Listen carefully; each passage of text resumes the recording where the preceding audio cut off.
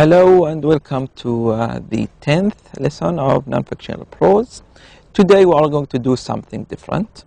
We are not going to study any chapter. We are going to do some exercises. I usually try to have a lesson in the middle or after the middle of the course, just to give some practices, some exercises for the final exam. Because a lot of people always ask me about the final exam, although I repeat the same thing, but they still want to have some examples of the final exam. And I tell them the exam will be similar to the exercises in the book, the multiple choice exercises. However, today we are going to do some of these exercises from the book. We have 4 exercises on pages 52, 73, 88 and 115. So let's start with page 52. We have here a very short little paragraph. We want to read it and then we are going to answer some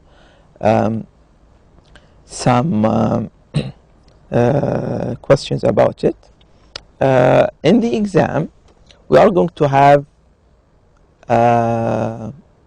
questions and passages from the chapters that we studied, but there will be one unseen passage. There will be one passage that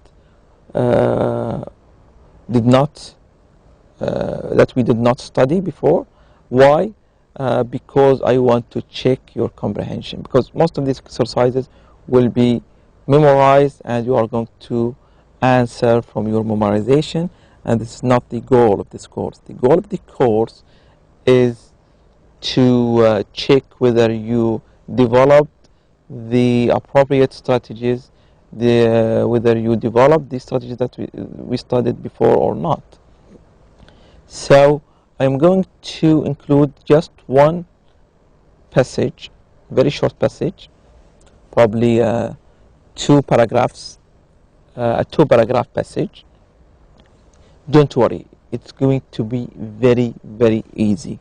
But the reason to include this passage is to check whether you can read by yourself something new and can answer some comprehension questions, or to develop to see whether you develop the skimming, scanning strategies, the inferencing strategies, and etc.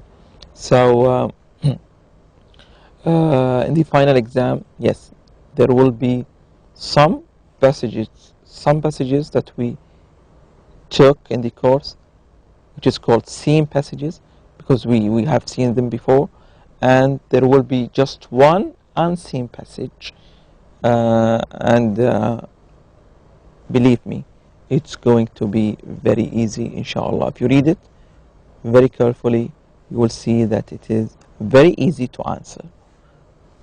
So let's read paragraph 1. George Mendel was the first person to make precise observations about the biological mechanism of inheritance. This happened a little over 100 years ago in Australia, yes, where Mendel spent his leisure hours performing experiments with pea plants of different types. He crossed them carefully and took notes about the appearance of various traits or characteristics in succeeding generations. From his observations, Mendel formed a set of rules now known as the Mendelian laws of inheritance, which were found to apply not only to plants but to animals and human beings as well. This was the beginning of the modern science of genetics. So the importance of Gregor Mendel is that he was the first person to, did I say George or Gregor? Yes, it is Gregor Mendel, sorry. So number 1, he was the first person to imagine that there existed a precise mechanism for inheritance, approach the problem of inheritance scientifically, think about why animals and plants inherit certain characteristics, invent the word genetics. Well, let's go to the passage and we'll see that here's the first way to make precise observations. So if you observe, we said before, observe, to look carefully. Precise means exactly. So it's not imaginations. It's not imaginations. It is not thinking. It's not inventing. So the correct answer is B. So you see how I reached the correct answer? I reached it by logic, by using some strategies, by understanding the paragraph, the question, and the alternatives. Then I chose the right one. When did Mendel perform his experiment? We said the last 100 years ago, over 100 years ago. So it is at the beginning of last century, in the 1860s. If we add 100, it becomes 1960. No, here نفس الشيء the 1680s. No, if we add 100 in ancient times. Ancient means very, very, very old, to the dinosaurs eras and other eras. So it is at the beginning of the last century, because 100 years means a century. Why did Mendel do this work?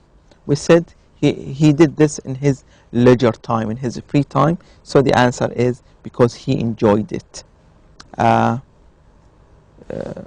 Not because he was in Australia, not he wasn't paid for it. He forms it fruits.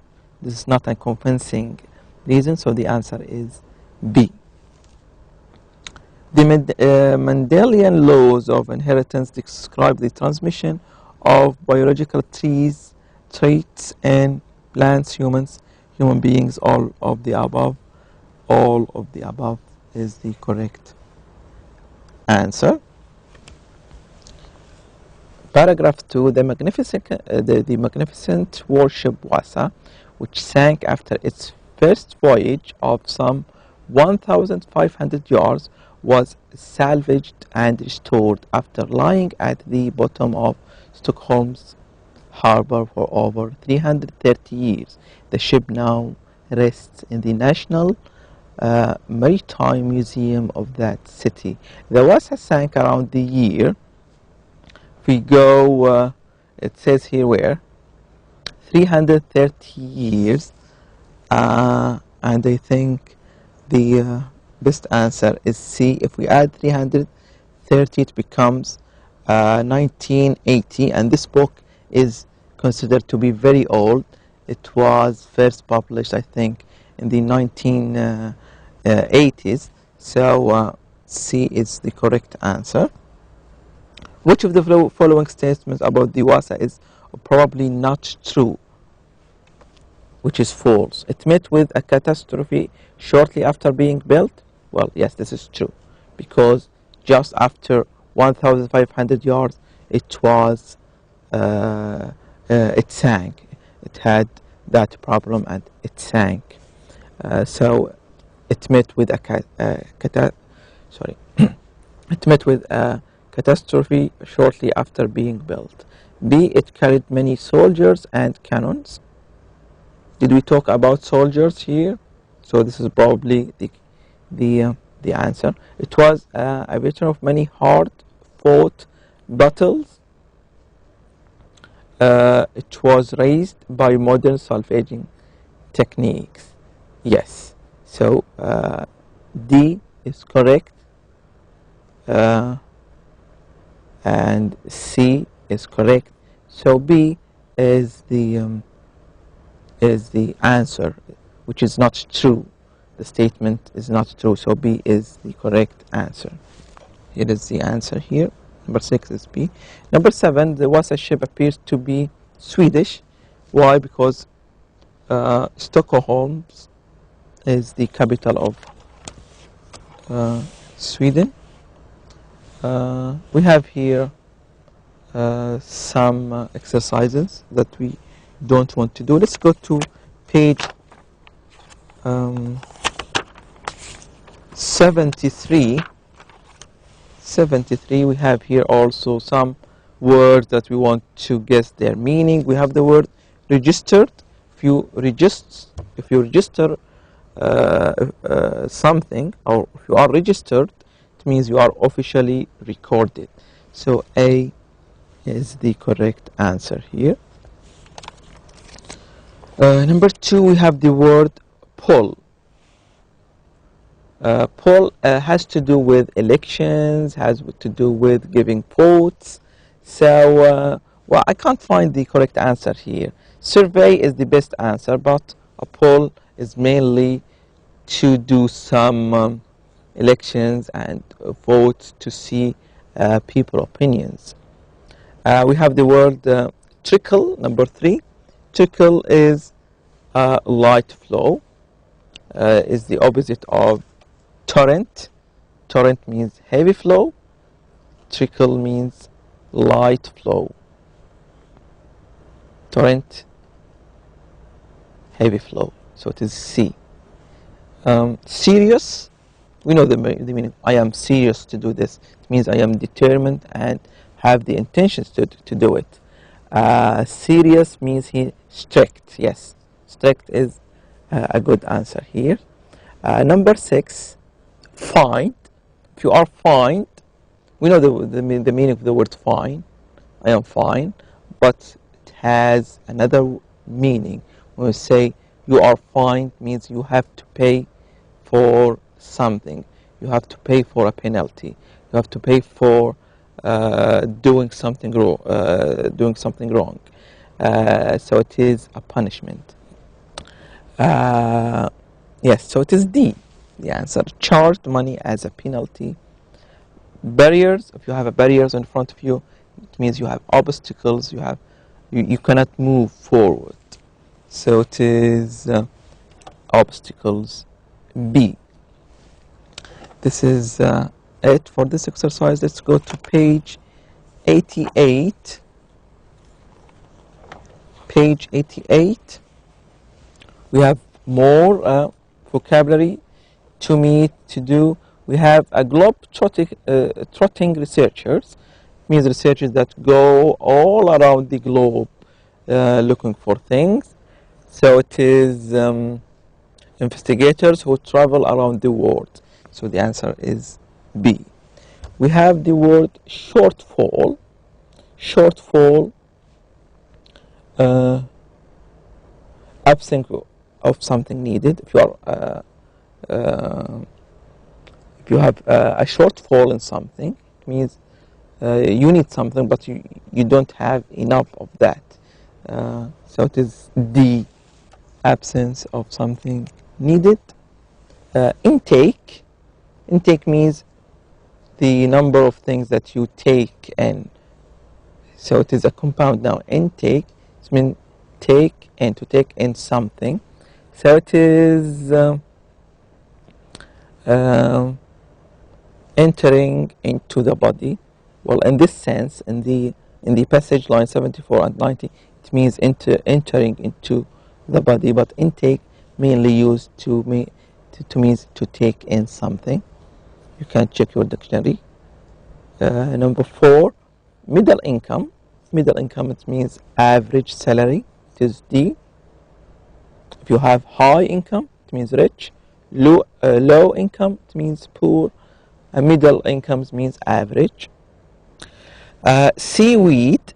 Seaweed from the word sea, and you have the words weeds, which is the small things, small plants that are in the ocean. So it's from the word sea. We know it is related to water, oceans, lakes, so plants in the ocean. Last one, we have the word widespread, and I think we studied this word before. Widespread means present in many locations. It is C. One would be tricked of A, large in size. Well, because wide means large in size. So don't be tricked. Widespread means present in many locations. Last exercise on page